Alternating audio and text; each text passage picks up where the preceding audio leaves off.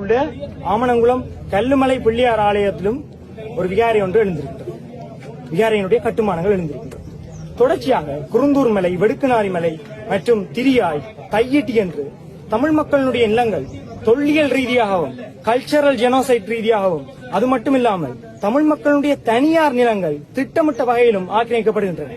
மிக முக்கியமாக சொல்ல வேண்டுமாக இருந்தால் இந்த நிலத்திலே கிட்டத்தட்ட 1 ஏக்கருக்கு கிட்டத்தட்ட இருக்கக்கூடிய உண்மையாக இருக்கக்கூடிய விகாரையினுடைய காணியில் விகாரையை எழுப்பாமல் திட்டமிட்டு மக்களுடைய 40 ஏக்கர்கள் தெரிவு செய்யப்பட்டு அதில் 7 ஏக்கர்களில் ஒரு விகாரை அமைத்து 40 ஏக்கரையும் முற்றுமுழுதாக அவர்கள் ஆக்கிரமித்திருக்கிறார்கள்.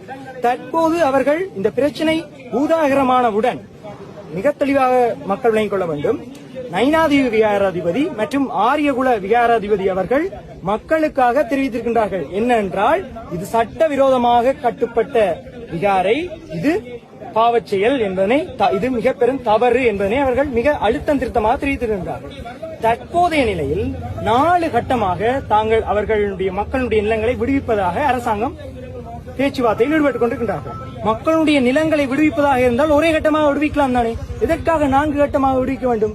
அதாவது மக்களுடைய தற்போதைய போராட்ட வலுவை குறைக்கும் வகையில் 4 கட்டமாக விடுவிப்போம் சொல்லி காலம் தாழ்த்தி மீண்டும் திரும்பவும் அதே பௌத்த ஆக்கிரமிப்புக்குள்ளேயே நகர்த்துவதற்கான திட்டமிடலாகவே நாங்கள் பல்கலைக்கழக சமூகமாக இதனை எதிர்நோக்கின்றோம்.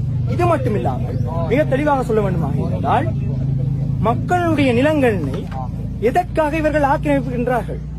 தொடர்ச்சியாக இங்கே சிங்கள பௌத்த ஆக்கிரமிப்புகளை நிலைநிறுத்தி தமிழருடைய குடிப்பெரும்பான்மையினை திட்டமிட்ட வகையில் மாற்றியமைக்க வேண்டும் என்ற நோக்கினுடைய மாறி மாறி வருகின்ற எந்த அரசாங்கமும் சரி, எல்லா அரசாங்கமும் மாற்றிக்கொண்டே வருகின்றார்கள்.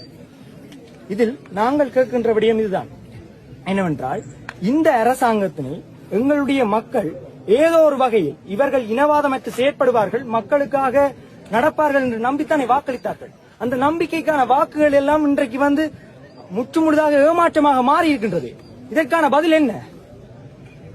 இது மட்டுமில்லாமல் இன்றைய போராட்டத்தினையும் திசை திருப்பும் வகையில் அரசாங்கத்திற்காக வேலை பார்க்கக்கூடிய சில அரச முகவர்கள், மிக தெளிவாக சொல்ல வேண்டுமா என்றால் அரச முகவர்கள் இந்த போராட்டத்தையும் நாங்கள் இன்றைக்கு தையிட்டி விகாரையை இடிக்க புறப்பட்டோம் என்று பொய்யாக ஒரு செய்தியை he wrongly declared and wrongly informed that today we are going to break the vihara, but we are not here to break the vihara, we are here to make the peaceful protest. நாங்கள் அதைத்தான் மிக தெளிவாக சொல்றோம். நாங்கள் அமைதியான போராட்டங்களினூடாக எங்கள்